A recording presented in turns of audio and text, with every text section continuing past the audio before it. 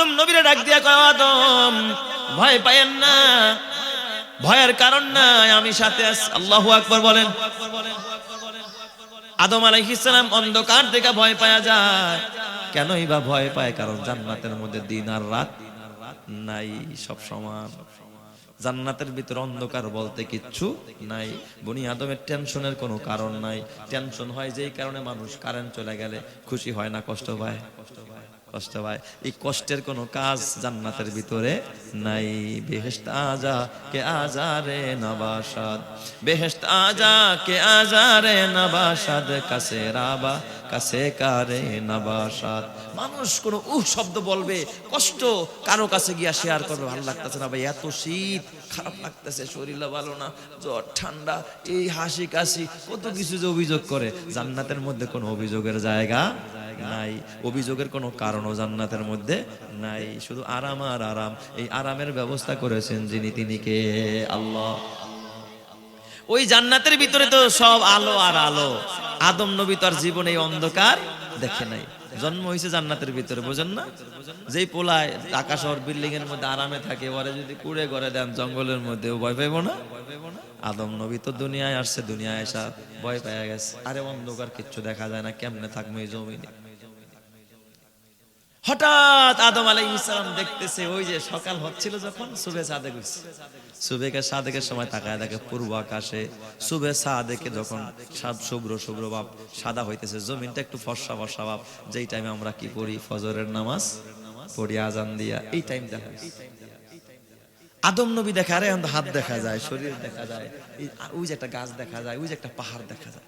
এখন একটু আদম নবীর মধ্যে কি আসছে? সাহস আসছে। আদম আলাইহিস সালাতু ওয়াস সালাম অমনি যখন সবকিছু দেখতে পাইলে ভয় কাইটা গেল। আদম নবী ওই সময় যেই পাহাড়ের উপরে তাকে অবতরণ করা হয়, ওই পাহাড়ের উপরে দাঁড়ায় আদম নবী 2 রাকাত নামাজ পড়ছে। ওই টাইমটা ছিল ফজরের টাইম। জোরে কোন টাইম? সুবহে সাদেকের টাইম, ফজরের টাইম, ফর্সা ফর্সা ভাব। ওই সময় আদম নবী 2 রাকাত নামাজ পড়েছে। এই নামাজটা আমার আল্লাহর কাছে এত পছন্দের হয়েছে, আমার আল্লাহ এই 2 রাকাত নামাজ উম্মতে মুহাম্মাদের জন্য, আখেরি জামানার পয়গম্বরের উম্মতের জন্য ফজরের নামাজ বানায় আল্লাহ ফরজ করে দিয়েছে। চিৎকার মেরে কান আল্লাহু আকবার, আর জোরে বলেন আল্লাহু আকবার। ফজরের নামাজ আসছে কার থেকে? আদম আলাইহিস সালামের 2 রাকাত থেকে। জোহরের নামাজ কোথা থেকে আসলো? আমার বাবা ইব্রাহিম খলিলুল্লাহ, আবুল আম্বিয়া, মুসলমানদের জাতির পিতা ইব্রাহিম আলাইহিস সালাম। এই ইব্রাহিম নবী জীবনে এত পরীক্ষা দিছে, এত পরীক্ষা দিছে, অন্য কোন পয়গম্বর, অন্য কোন মানুষকে আল্লাহ এত পরীক্ষা নেয় নাই। যত পরীক্ষা নিয়েছেন আল্লাহ ইব্রাহিম খলিলুল্লাহকে। যার জীবনে পরীক্ষা যত বেশি, তার জীবনে উন্নতিও তত। ঠিক না বেঠিক? যার জীবনে পরীক্ষা নাই, দেখবেন ওর জীবনে তেমন উন্নতিও নাই।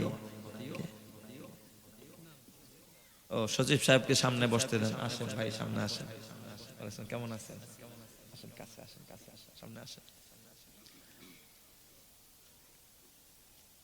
মাশাআল্লাহ, মেহমানরা আসলে মজলিসে বরকত বাইরা যায়, তাই না? আল্লাহ আমাদের সবাইকে কবুল করুক, সবাই বলে আমিন। তো ইব্রাহিম খলিলুল্লাহ আলাইহিস সালাম, আমরা কিন্তু এখানেই আজান হবে এবং এখানেই জামাত হবে, ঠিক আছে? আমি একটু সময় দেই, আপনারা চান না? না ছেড়ে দেব?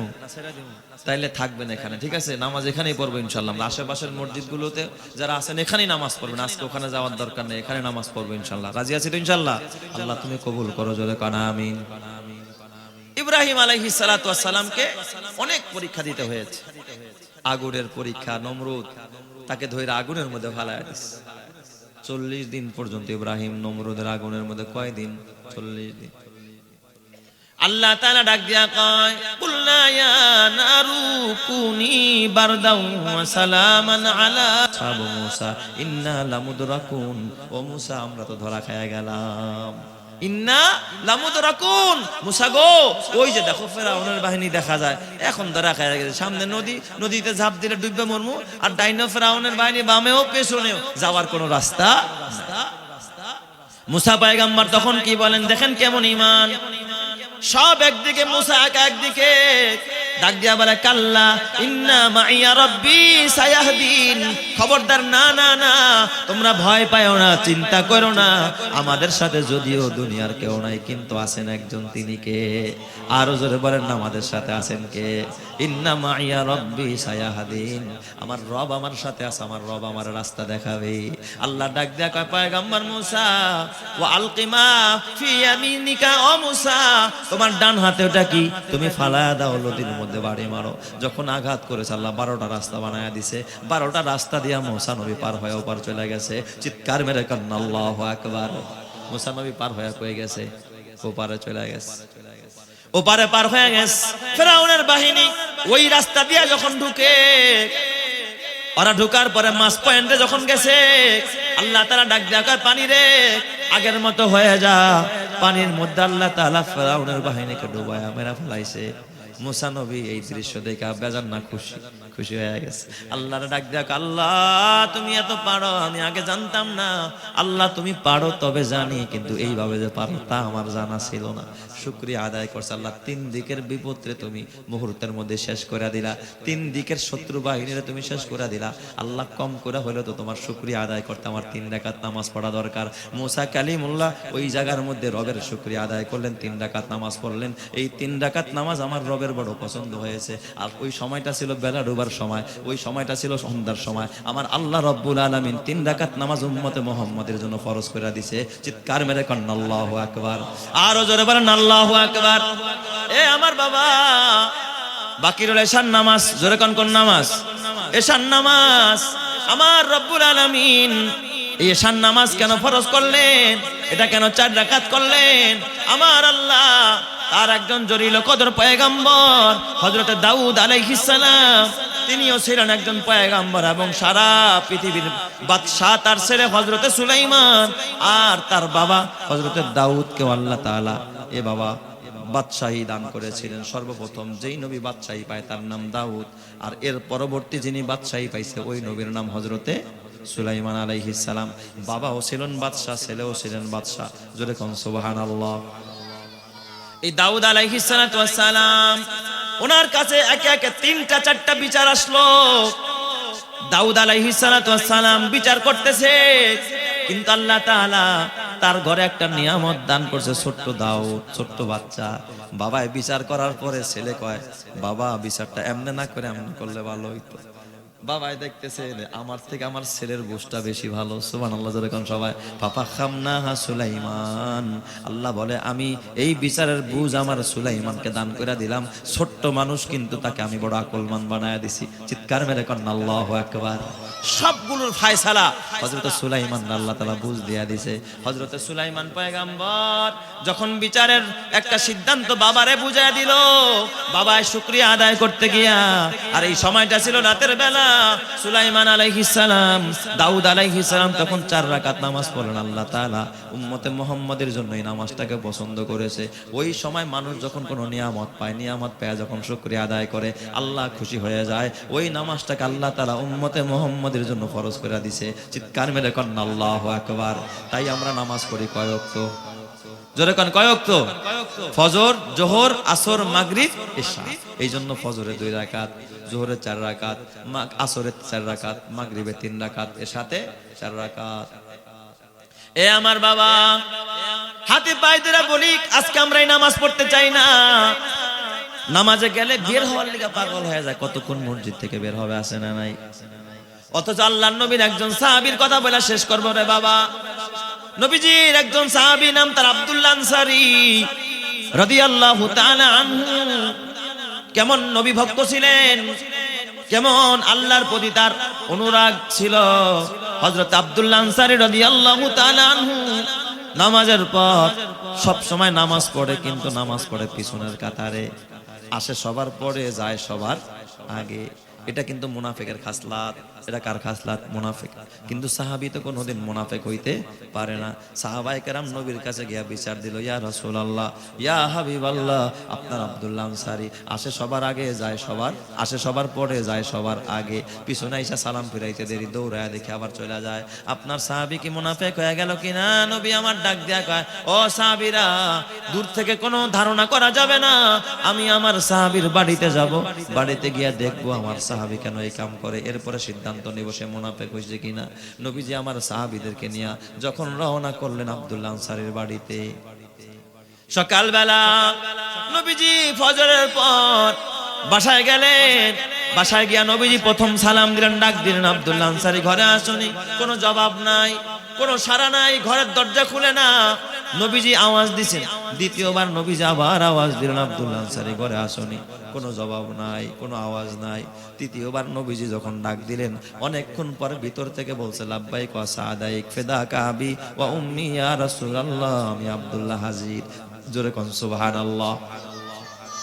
নবীজি আমার ডাক দিয়া কয়, আরে আব্দুল্লাহ, আমি তো আরো আগে আসলাম, এতক্ষণ পরে কেন ডাকে সাড়া দিলা? এতক্ষণ তুমি কি করেছো, কোথায় ছিলা? তোমার কাছে আমি জানতে চাই। আমার সাহাবীরা নামাজে যায় আগে, আসে সবার পরে, কিন্তু তুমি যাও সবার শেষে, আসো সবার আগে, কারণটা কি? তোমার কি হালাত আমাকে একটু খুলে বলো। নবীজি জিজ্ঞেস করতে দেরি আব্দুল্লাহ আনসারীর চোখ দিয়া পানির ফোঁটা গড়াইতে দেরি নাই। আল্লাহর নবী ডাক দিয়া বলেন, মা ইউবকিকা, ও সাহাবী, কোন জিনিস তোমারে কাঁদায়, তুমি কাঁদো কেন?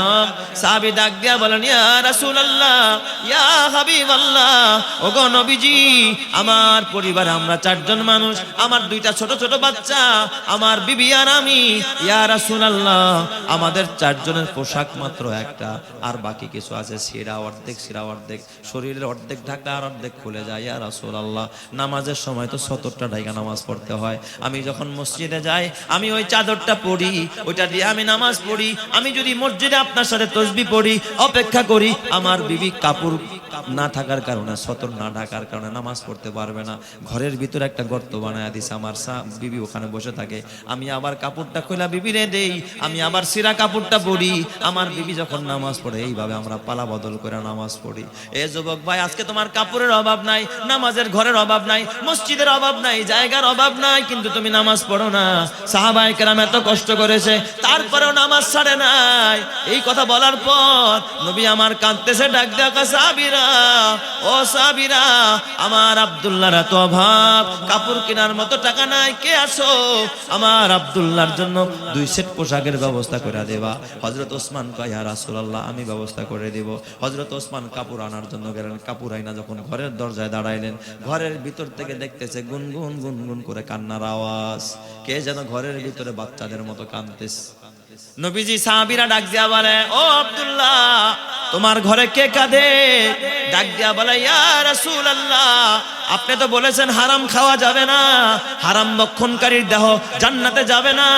লা ইয়াদখুলুল জান্নাতা জাসাদুন গুজিয়া বিল হারাম, যেই দেহ হারাম খায় এই দেহ জান্নাতে যাবে না। আমার বাড়ির পাশে ইহুদির একটা খেজুর গাছ আছে, খেজুর পাকছে, মাঝে মাঝে পাখিরা খেজুর খায়, 2-4টা খেজুর গাছের নিচে পড়ে। আমার ছেলে ছোট্ট 2টা বাচ্চা বুঝে না, ওরা গাছতলায় যায়, আমি তো পাহারা দিতে পারি না। আমার ছেলে গিয়ে ওখান থেকে খেজুর টোকায়, ঘরে খাবারের বড় অভাব, মাঝে মাঝে 2-4টা খেজুর সে খেয়ে ফেলে। ইয়া রাসূলুল্লাহ, আমি সাহাবী হইয়া আমার ছেলে হারাম খাবে, আরেকজনের গাছের খেজুর খাবে, এটা আমি বরদাস্ত করতে পারি নাই। তাই আমার ছোট্ট বাচ্চা 2টাকে ঘরের মধ্যে খুঁটির সাথে বেঁধে রেখেছে। ইয়া রাসূলুল্লাহ, আমার ছেলেরা কাঁদতেছে, বাচ্চা 2টা কাঁদতেছে। নবী আমার, ওয়াইনাহু তাজরিফা, আল্লাহর নবীর চোখ দিয়া পানি বের হয়ে যায়। নবী ডাক দিয়া কয়, সাহাবীরা, কে আছো? আমার আব্দুল্লাহ আনসারীর জন্য, তার বাচ্চাদের জন্য খেজুর গাছ 2টা কোরাই কইরা তুমি দান কইরা দিবা। হযরত ওসমান ডাক দিয়া আবার ইহুদিরা ডাকাও, ইহুদিরা ডাকানো হয়। সুযোগ সন্ধানী মানুষ ডাক দিয়া বলে, খেজুর গাছ 2টা বিক্রি করে দাও। ইহুদি কয়, না, আমি বিক্রি করব না। কয়, তুমি যা চাও তার বিনিময়ে বিক্রি করে দাও।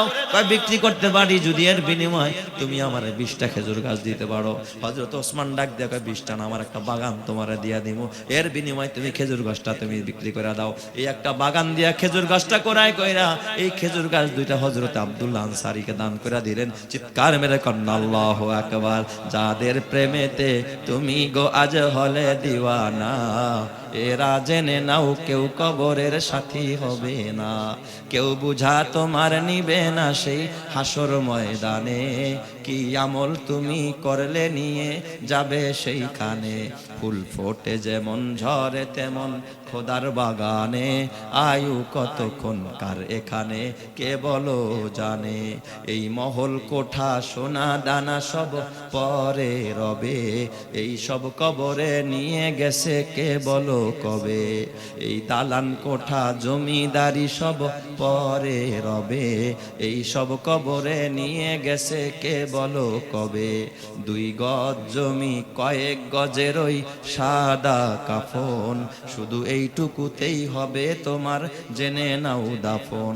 যা পুঁজি তোমার এখনো তার বুঝলে না মানে, সব আছে লেখা দেখে না ওই আয়াত কোরআনে। ফুল ফোটে যেমন ঝরে তেমন খোদার বাগানে, আয়ু কতক্ষণ কার এখানে কে বলো জানে। আল্লাহ বুঝার তৌফিক দাও, জোরে কানা আমিন।